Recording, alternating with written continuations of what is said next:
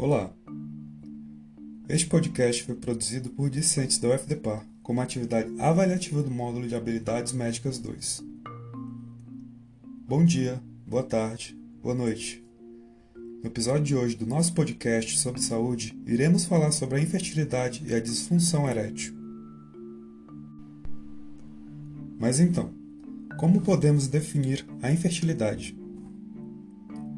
A infertilidade costuma ser definida como sendo a incapacidade de um casal a engravidar após relações sexuais seguidas sem contracepção por um ano.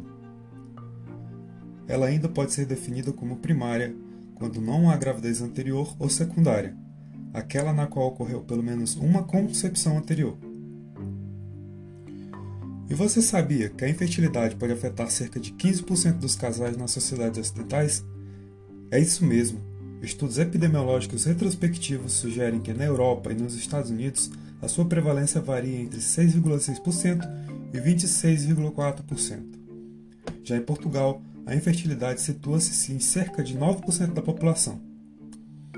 Já no Brasil, de acordo com a Sociedade Brasileira de Reprodução Assistida, o número de pessoas inférteis pode chegar a cerca de 8 milhões de pessoas. E quais são as causas da infertilidade? Bem, a infertilidade pode advir de causas femininas, masculinas, uma junção de ambas as causas ou pode ser pelo que chamamos de isca, infertilidade sem causa aparente ou infertilidade inexplicável. Dentre todas as causas, as de maior prevalência são fatores ovarianos, principalmente os ovulatórios, com 27% dos casos, fatores masculinos, com 25%, fatores tubo-peritoneais, com 22%, isca com 17%, e outros envolvendo a junção de fatores masculinos e femininos, que chegam a 9% dos casos. Além disso, algumas literaturas consideram que se pode dividir as causas da infertilidade como sendo 1/3 masculinas, 1/3 femininas e 1/3 a junção de ambas. Em que momento devemos começar a pensar em infertilidade?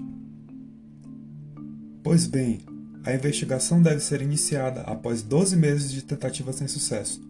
No entanto, a avaliação pode ser iniciada mais cedo em mulheres com 35 anos ou mais, mulheres com ciclos menstruais irregulares ou com fatores de risco conhecidos para a infertilidade, como histórico de DIP, doença inflamatória pélvica ou malformações do trato reprodutivo.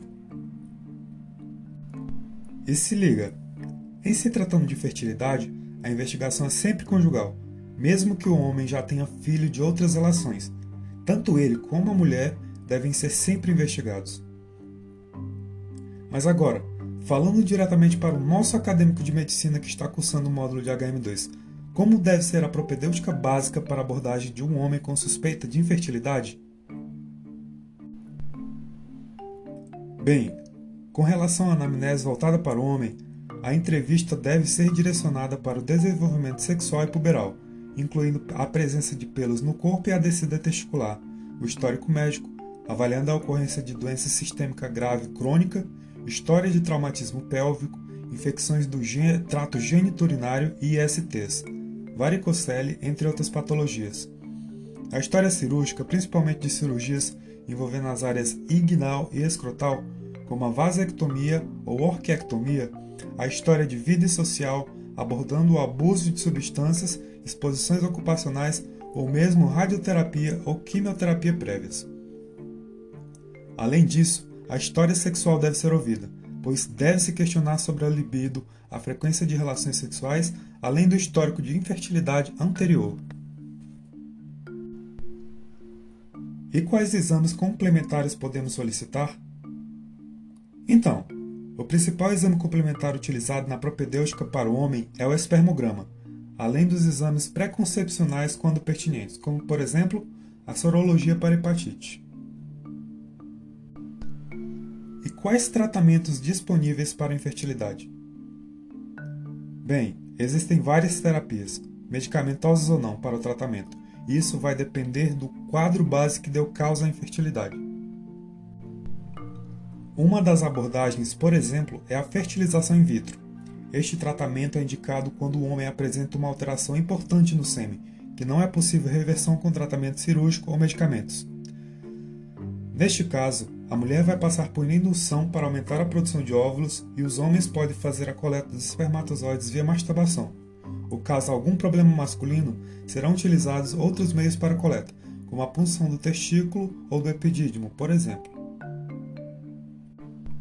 Em seguida, os óvulos são fecundados em laboratório e formarão um embrião, que entre 3 e 5 dias serão transferidos para o útero da mulher. Outra possibilidade é a injeção intracitoplasmática de espermatozoides. Este tratamento é indicado para homens com problemas como fator masculino grave ou alta taxa de fragmentação de DNA do espermatozoide. Nesta técnica, um único espermatozoide é injetado dentro do óvulo usando uma agulha de extrema precisão. A equipe irá selecionar o espermatozoide com melhor motilidade e morfologicamente mais normal. Outro achado de grande relevância no sistema reprodutor masculino é a disfunção erétil. Definida como uma incapacidade persistente de ter ou manter a ereção peniana adequada para o desempenho sexual satisfatório, ela é popularmente conhecida como impotência sexual. Trata-se de um problema comum, como demonstrado em um estudo de grande relevância no assunto, realizado na década de 80 nos Estados Unidos, onde 52% dos homens da faixa estudada de 40 a 70 anos apresentavam algum grau de disfunção, sendo 12,4 casos por 1.000 homens aos 40 anos, a taxa mais que duplica aos 50 anos, passando a 29,8 casos a cada 1.000 homens, e alcança 46,4 casos por 1.000 homens na faixa dos 60 anos. Então, a disfunção erétil pode ter diferentes causas, dentre elas causas orgânicas anatômicas, que são associadas a alterações hormonais, cardiovasculares, geniturinárias, medicamentosas, neurológicas, traumáticas e sistêmicas, a idade superior a 50 anos, o tabagismo, o uso contínuo de determinados remédios, a diabetes, a hipertensão, a hiperlipidemia, são fatores de risco da disfunção erétil. Porém, apesar de parecerem as causas principais, isso não se constata na prática, pois as causas psicogênicas representam 90% dos casos e se relacionam com insegurança, a adequação à cultura da virilidade e infalibilidade, a pressão social, o receio pelo tamanho do órgão, o medo de não atender às exigências da companheira ou companheiro e a ansiedade com o próprio desempenho, além do temor de culpa e de vergonha.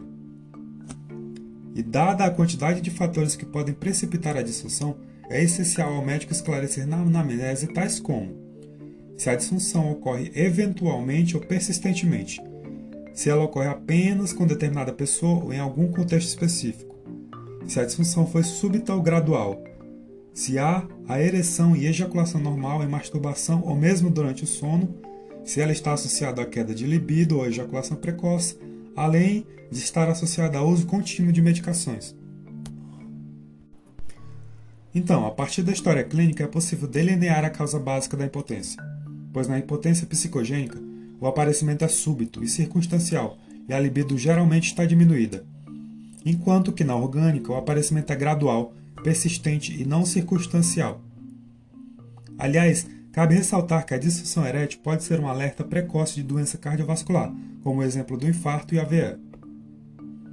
E, a depender da etiologia, há diversas medidas terapêuticas, tais como mudança de hábito, como o controle do peso, dieta, exercício físico, a cessação do uso de tabaco, o limitar do uso de álcool e outras drogas e um sono de qualidade. Além disso, medidas farmacológicas podem ser tomadas, como o uso de medicamentos orais tomados 1 a 2 horas antes do sexo, a injeção intracavernosa para dilatar as artérias do pênis 15 minutos antes do sexo, e até implantes penianos como uma última alternativa, pela posição de próteses no interior de cada corpo cavernoso. Bem, assim terminamos o nosso podcast elucidando alguns dados e explicitando a relevância desse assunto no bem-estar da saúde sexual da população. Obrigado pela atenção.